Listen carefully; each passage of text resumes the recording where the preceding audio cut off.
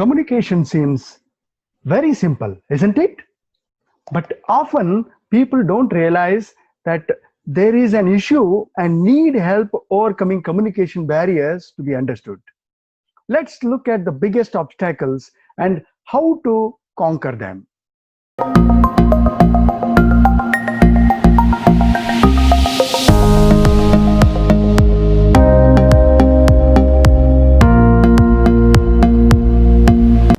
The single most effective way to overcome communication obstacles is to improve listening skills. Learning how to listen, listening more than you speak, and asking clarifying questions all contribute to a better understanding of what is being communicated.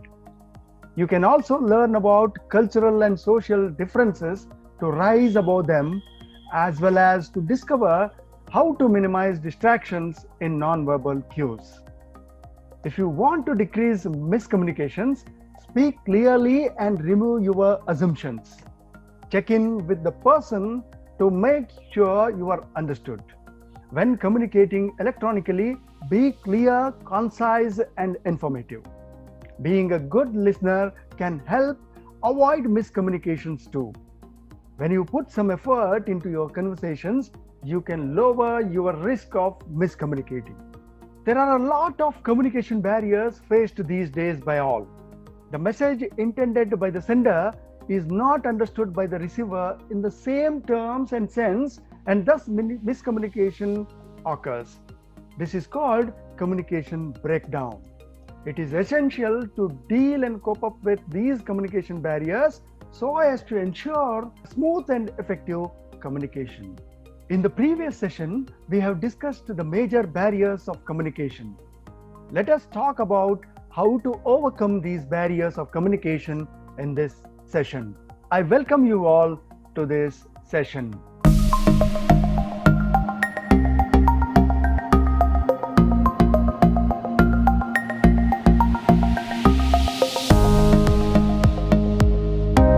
Let's first revise what communication is. Communication, as we know, is a part of all human beings. All human beings use communication to interact with each other. It plays a vital role in our lives. You can't imagine a day without it. Even a single day is not spent without communicating with the other people. Communication is very helpful in our day-to-day life because it creates new relationships with other human beings, and it is very helpful in solving several problems faced in our day-to-day lives. And not only this, it clarifies several doubts pertaining to various things. However, communication seems very simple, but it is not. It is very difficult to communicate properly. Now, coming to miscommunication. What this miscommunication is? Miscommunication is something in which whatever we tell to other people is misunderstood or is not understood in the proper meaning of the sentence. Now, this happens frequently in our lives. Sometimes it can be funny, and in some other times it can be frustrating also. Many a times miscommunication upsets everything whatever we have done. Communication, that is proper communication, can help us in establishing relationship with others, whereas miscommunication creates distance between people. It can spoil several relationships also. So we need to understand what is miscommunication and how to overcome this miscommunication. So how this miscommunication happens and why this happens? See the examples given here. One is communicating, that is miscommunicating. The other person is not getting what he is telling to her. In the other picture, each person is telling about a thing according to his own situation. One person is telling that it is 6 and Another one is telling that it is 9. Both of them are correct in their own place. However, both are miscommunicating each other. So this is a major barrier. Miscommunication is a major barrier in the process of communication. It leads to communication breakdown. Now, the major question is how to overcome this miscommunication. The first and foremost thing we have to do is think before you speak. Thinking about your words allows you to organize your thoughts and prepare to say something meaningful. Especially if you are about to have an important conversation, make sure your words are organized so that you can say what you mean. Remember that your attitude and tone can communicate quite a lot. Keep your focus narrow and try not to get off the topic. Fix yourself to that topic which is in the conversation. If you have trouble saying what you want to say, write down some bullet points to make sure you cover all that you want to say. And take an intentional pause before speaking. Very often the instinct is to hurl headlong into discussion, but purposefully putting it in pauses and taking a moment to compose your thoughts before speaking will make it more likely your communication is clear and your audience ready to listen. So this is the first one. We have to think before we speak. The second one, very easy to remember, use simple language. Nothing. We have to be as simple as possible while speaking or while conversing with other people. Use of simple and clear words should be emphasized in day-to-day conversation. Use of ambiguous words and jargons should be avoided as far as possible. That helps us in conveying our message properly. Next one is reduction of noise levels. As you know, we have studied in the barriers to communication that noise is the major barrier in communicating with other people. So noise should be reduced. We must try to reduce or eliminate the noise completely, which must be done on priority basis. It is essential to identify the source of noise and then eliminate that noise. Next one is get attention. Getting attention, having a person's attention means making sure that they are listening and understanding the words you say. Make eye contact and check whether they are listening or not. If the other person is distracted or in the middle of doing something else, either get in their attention or try another time. If they seem distracted by other things, ask them their attention by saying, I need to make sure you understand this, or I would appreciate your full attention. So you can use these sentences to grab their attention towards what you are saying.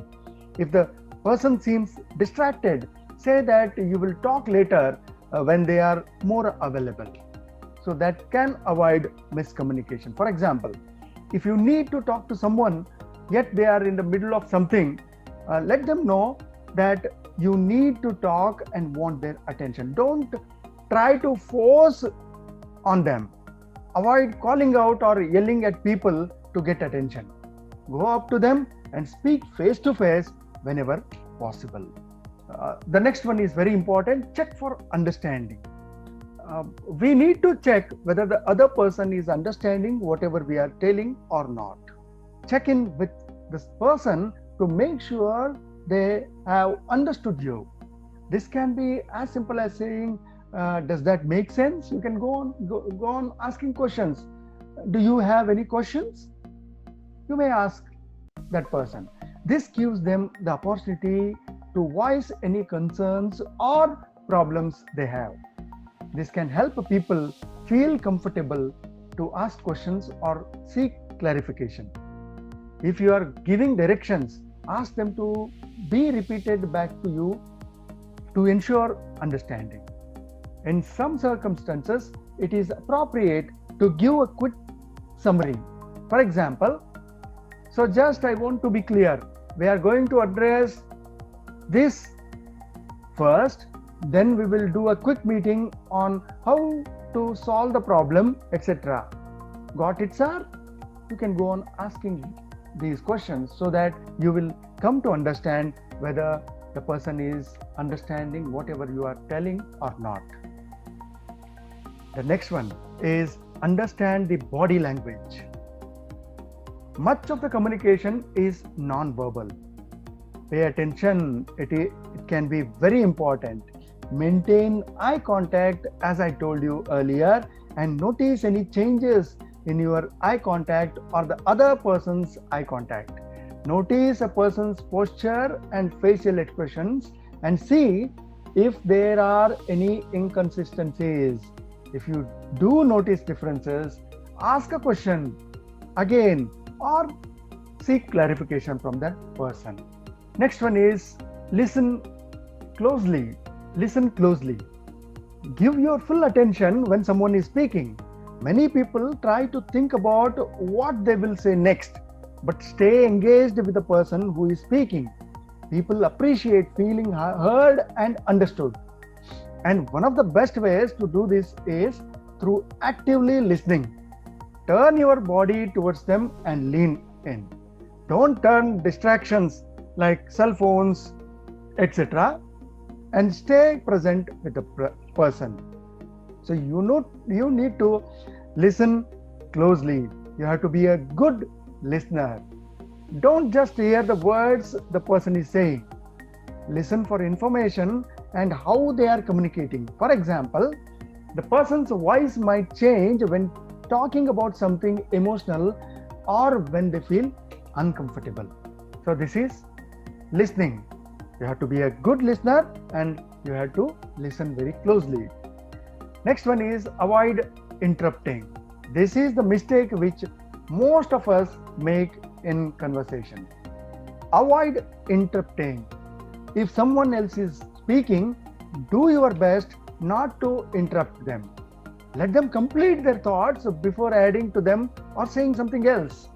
This shows that you are listening and care about what they are saying. If you tend to interrupt people often, they may feel frustrated in talking to you and may not communicate all they wish to say. Letting someone complete their thoughts means that you are fully listening and are not preoccupied with your own words.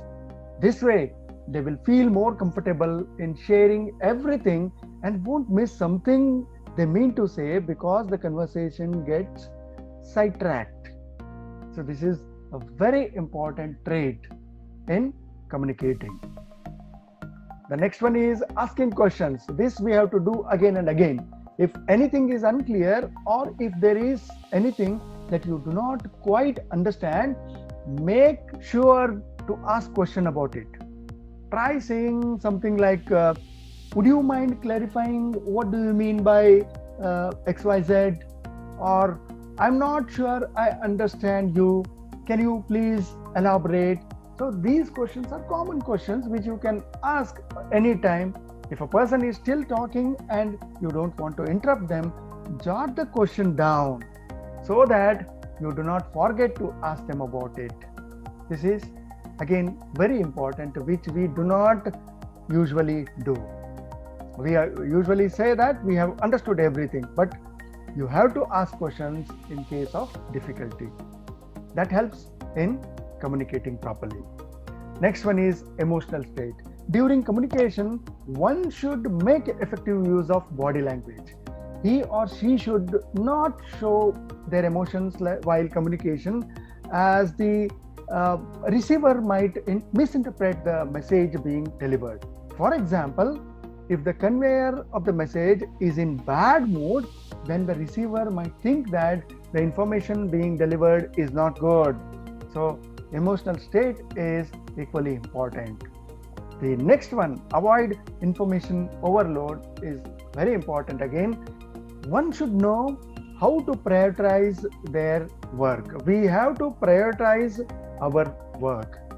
We should not overload ourselves with work. We should spend quality time with our subordinates and friends and should listen to their problems and feedbacks actively. So this will avoid information overload. The next one is give instructive feedback. As far as possible, avoid giving negative feedback. The contents of the feedback might be negative, but it should be delivered constructively.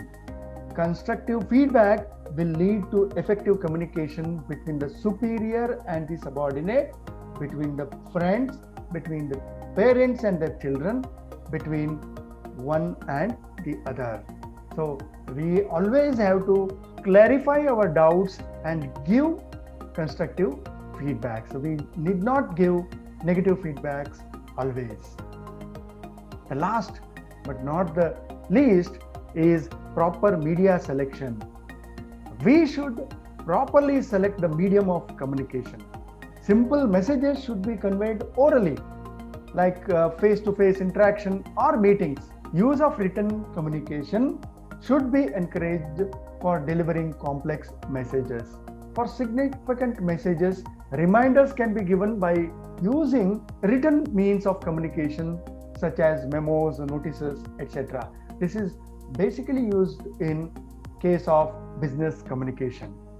So these are some of the things which I wanted to discuss with you, how to overcome miscommunication. Now, the single most effective way to overcome communication obstacles is to improve listening skills. Listening skills is very important. Learning how to listen, listening more than you speak, and asking clarifying questions all contribute to better understanding of what is being communicated. You can also learn about cultural and social differences to rise above them, as well as to discover how to minimize distractions in non-verbal cues. Miscommunication can be funny, frustrating, or upsetting, as I have told in the beginning itself. If you want to decrease miscommunications, please speak clearly and remove your assumptions. Check in with the person to make sure you are understood. When communicating electronically, be clear, concise, and informative. Being a good listener can help avoid miscommunications too. When you put some efforts into your conversation, you can lower your risk of miscommunicating. So this is about how to avoid miscommunicating. So thank you for watching this video. Please subscribe the channel and put your comments in the comment box. Thank you one and all.